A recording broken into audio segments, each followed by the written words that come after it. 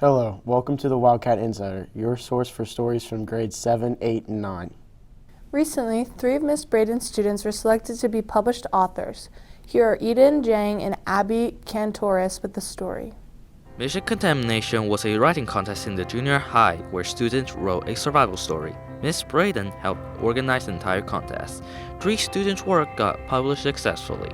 Here's Miss Braden and the 3 students answering some of the questions about the contest. The contest just came to my attention, something that I got in my mailbox, and it definitely fit what we do here at Wildcat Time in giving students unique opportunities that they don't get the chance to work on in class all the time.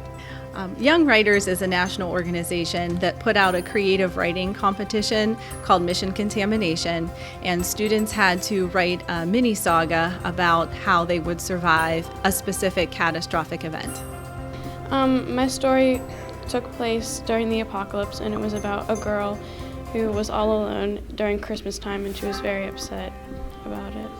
My story is called Mushroom People. It's about this fungus that's like taking over people's bodies, and the narrator is trying to escape from this fungus.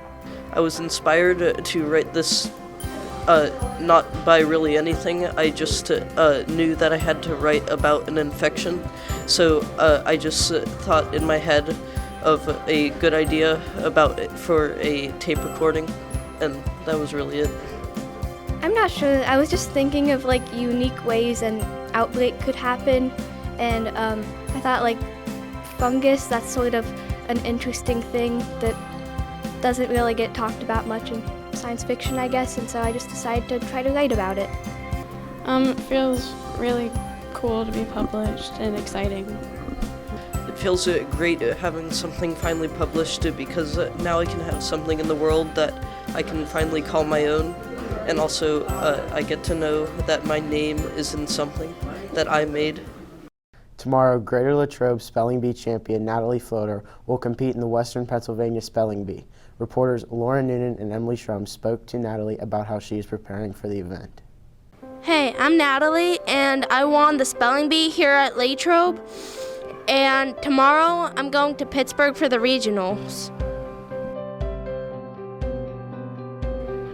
What I did is I wrote the words that I didn't understand or I knew I couldn't remember how to spell down on a piece of paper, and then I asked my parents to repeat those words so I could spell them.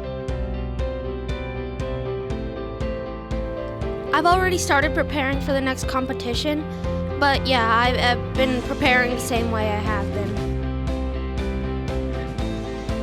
When I won, I was kind of like meh, because I was excited afterwards, but like it was the shock. I felt shock that I had won because I had never won a spelling bee in my life.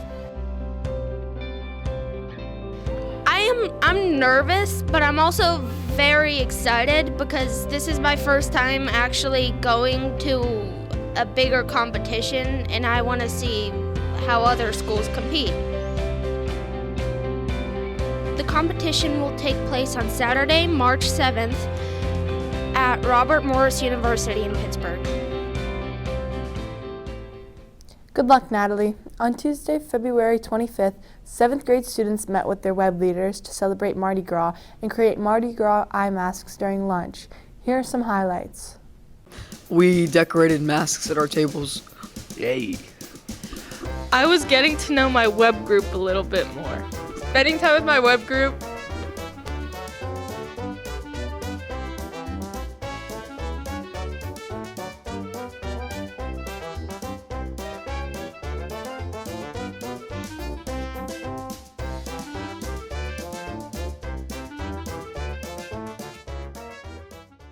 On Wednesday, February 26th, Mindworks students participated in the first ever Attitude of Gratitude Fest. Nick Manalakis and Vinny Odo stopped by to see what the event was all about. On Wednesday, February 26th, Frau Wilkerson, 4th and 5th period classes had an Attitude Gratitude Feast. Students were required to present or share 4 to 5 items. A food or snack that you particularly thankful for and why, or story behind it.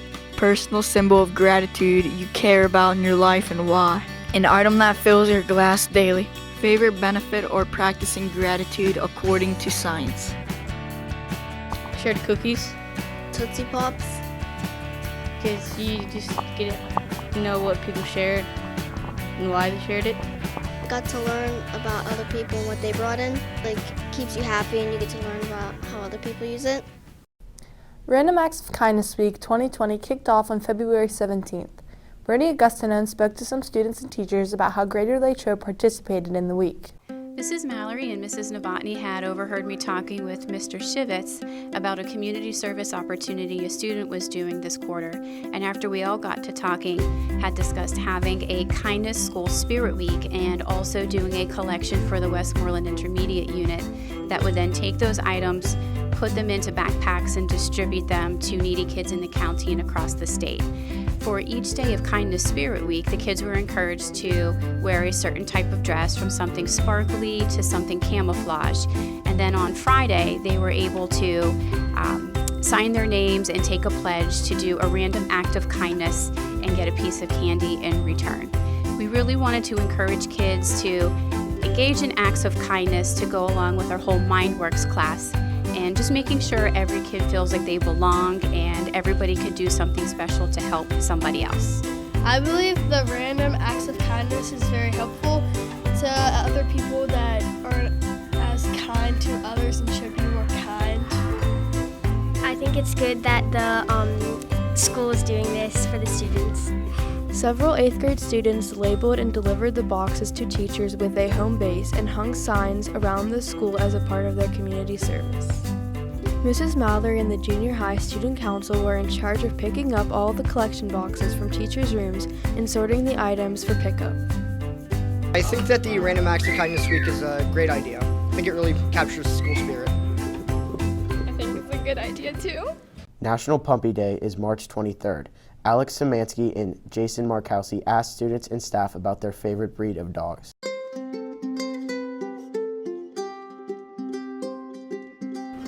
German Shepherd. Gabby.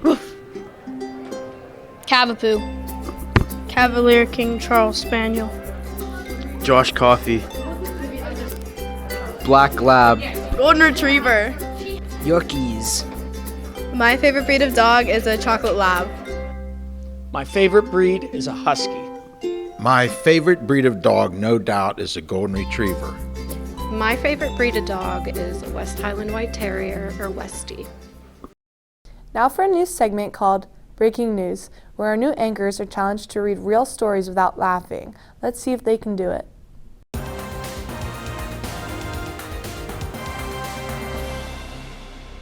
Welcome to Breaking News, the game that isn't fun for anyone. Our anchors will be reading a plethora of ridiculous stories while trying to keep a straight face. But here's the catch. We have no clue what we're saying. Every time we break character, the sound will go off.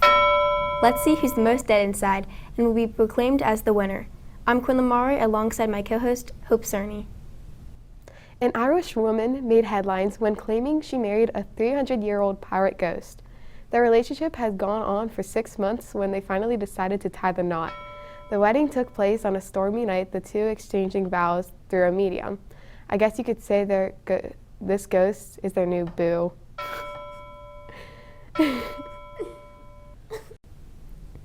Last week, a man was caught red-handed in the possession of $300 worth of stolen ramen noodles. He was found by the authorities in his home in Florida, repairing a number of sinks, walls, and even tables, using the looted linguine. Countless poor college students are outraged at the news, claiming that just one pack was worth more than their entire bank account. Now let's turn to Lily Harvey with the weather. I'm sorry. Thank you. Now let's talk about the weather. Today there has been a slight change in what we're normally used to. It's raining frozen iguanas. You heard of hailstorms, now get ready for tailstorms.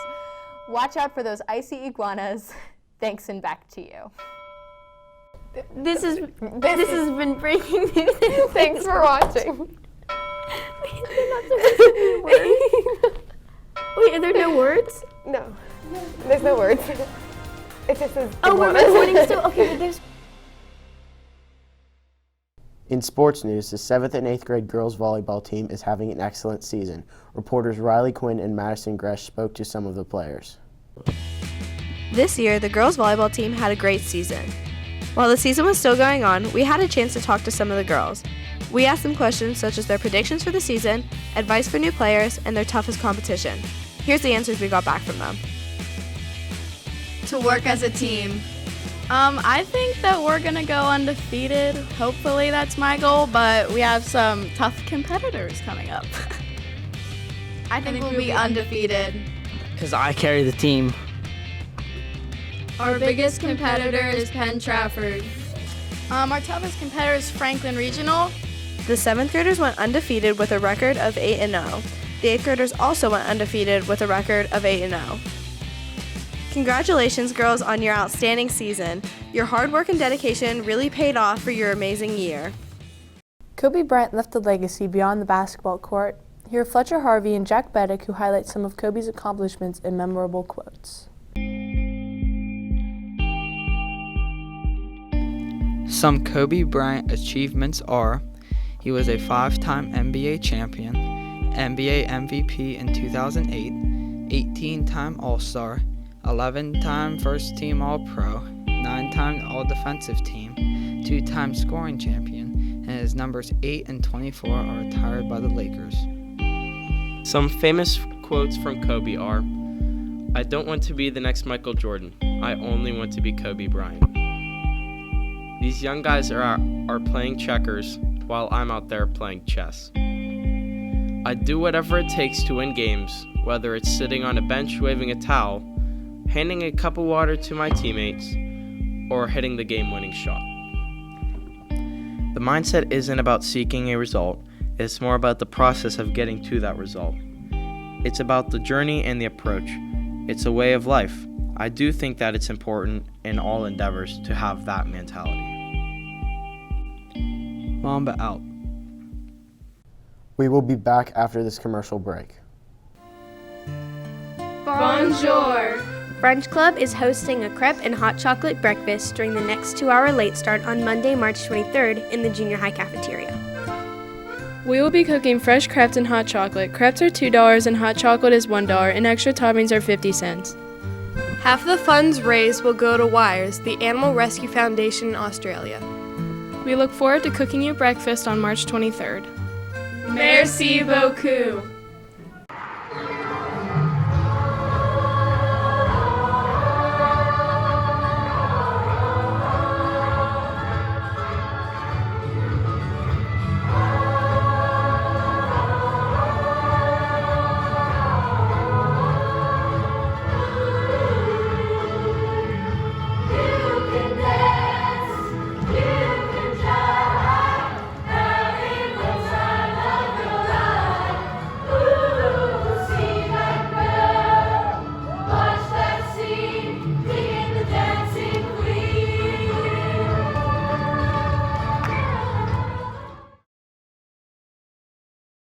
Hi, I play Charlie Bucket, and she is a poor little girl who lives with her family, and she loves chocolate, but she can't afford it very often.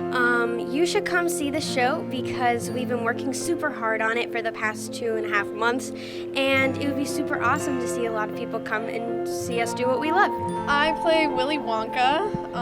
Willy Wonka is basically, he's the owner of this chocolate factory, and she's retiring, so she gets 5 golden ticket winners to come and to inherit the factory, which takes them through this whole adventure. You should really come see the show because it's a really familiar story, and it's a lot of fun, and there's some really great music and some fun costumes. My name is Izzy Kessler, and I play Phineas Trout in the Willy Wonka Junior musical for the junior high. You guys should definitely come to the musical because it's super fun and the songs are really catchy and the dance moves are just really awesome, and it'll be really fun for little kids and older kids, and I think it'll be really fun for everybody to enjoy and watch and see how much it compares to the original movie. We are Oompa Loompas in the musical, and you should come and see the musical because we tried really hard and it's taking a lot of energy to do it, and it would be a shame to put all of our hard work to waste. You should see the musical because it would be a fun way to see how we change the movie and to incorporate it into a play. It's just fun because we put a fun twist on what the original Roald Dahl film is, so just and come see the musical. Hi, I played Violet Beauregard. She is in love with gum, and she goes through the factory. She's one of the golden ticket winners, and you'll see what happens if you come see the show. We've worked so hard, and you'll know some people in it, hopefully. And yeah, you should just come see it. I'm in the ensemble, and I think you should come to the musical because it's just really exciting and fun, and it's amazing how all the stuff is done, how it's just really exciting. It is a really fun show with a lot of energy. You'll see a lot of characters that I'm sure you recognize from the movies, with Willy Wonka and Charlie Bucket and Grandpa Joe and all of those fun characters that are traveling into Willy Wonka's factory and into his world of imagination. So we hope that you can all join us, come out and see it at the end of March 27th, 28th, and 29th. Hope to see you all there.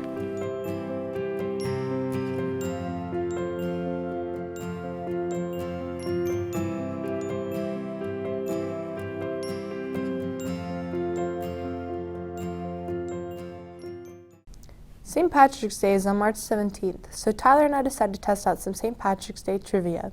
Why is green associated with St. Patrick's Day? Because green's part of the American flag. Duh. Green is the color of spring, Ireland, and shamrocks. What is a leprechaun found in at the end of a rainbow? A pot of gold. Ian McLean's house. A box of Lucky Charms. A pot full of gold. A pot of gold. What dish is commonly eaten during St. Patrick's Day? Shamrock shakes. IHOP's green pancakes. Corned beef and cabbage. What city dyes the river green in honor of St. Patrick's Day? Hot Coffee, Mississippi. North Pole. Paige Watson's house. Ireland. Chicago, Illinois, USA. How many leaves does a regular clover have? 3. A clover has 3 leaves. Now do your best Irish jig.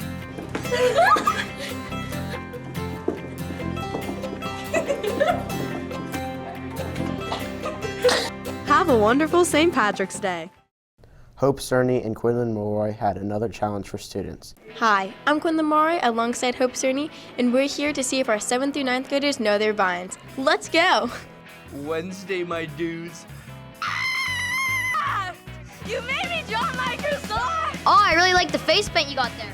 I like turtles. Welcome to Avocado High. Welcome to Colorado. Yeah! Yeah! Look at all those chickens. Road work ahead. Yeah, I sure hope it does.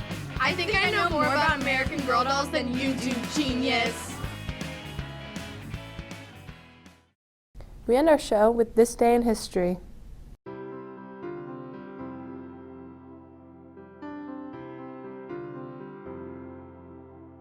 In 2019, LeBron James passed Michael Jordan for 4th all-time NBA points versus the Denver Nuggets. In 1475, Michelangelo was born. He was a very well-known Italian sculptor, painter, architect, and poet. He was born in the Republic of Florence. In 1972, Shaquille O'Neal was born. He played for the Los Angeles Lakers his whole career. One of the coolest things he did was he won Player of the Week his first week in the NBA. He was the first player to do that. In 1991, the rapper Tyler the Creator was born. He won a Grammy this year for the album Igor. On this day in history, the historic soccer club Real Madrid was founded. Real Madrid is one of the best clubs in the world for soccer. Thanks for tuning in to this edition of Wildcat Insider. We will see you on April 3rd.